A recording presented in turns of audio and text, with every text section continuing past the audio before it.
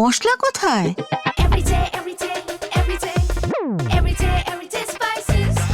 Everyday মশলা, দেশের স্বাদ। বাংলা জুড়ে শুভেন্দু অধিকারী উস্কানিমূলক যে বক্তব্য রাখছে, চাঁচলের বুকেও এখানে সম্প্রীতি রক্ষা করবার, যে সম্প্রীতিকে ধ্বংস করবার জন্য যে স্লোগান, আমাদের তৃণমূলের উপর আক্রমণান্ত হয় আমাদের বাংলার উন্নয়নের জন্য, সেখানে আমাদের ছেলেরা, আমাদের কর্মীরা, রহিম বক্সির অনুগামীরা তারা জয় বাংলা বলে উন্নয়নের সর্বক্ষণে স্লোগান তুলেছে।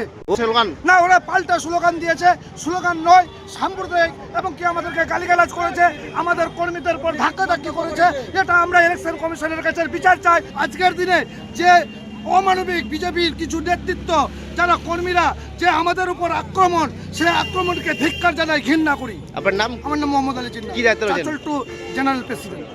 বর্তমান যে শাসক দল তৃণমূল কংগ্রেস, এদের কাজই হলো বিশৃঙ্খলা সৃষ্টি করা।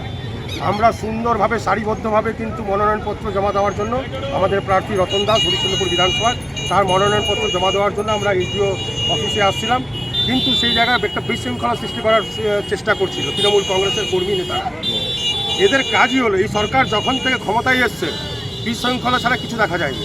এদের কাজ হলো কাটমানি খাওয়া, এদের কাজ হলো সন্ত্রাস করা, এদের কাজ হলো জমি লুট করা, এদের কাজ হলো মানুষকে হত্যা করা।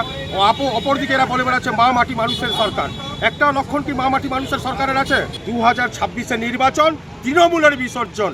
মানুষ ঠিক করে নিয়েছে বিজেপি ক্ষমতায় আসবে, মজবুরি আসতে চলেছে, বিজেপি ক্ষমতা আসবেই। আমার নাম রূপেশ আগরওয়াল, আমি উত্তর মালদা সাংগঠনিক জেলার ভারতীয় জনতা পার্টির সম্পাদক।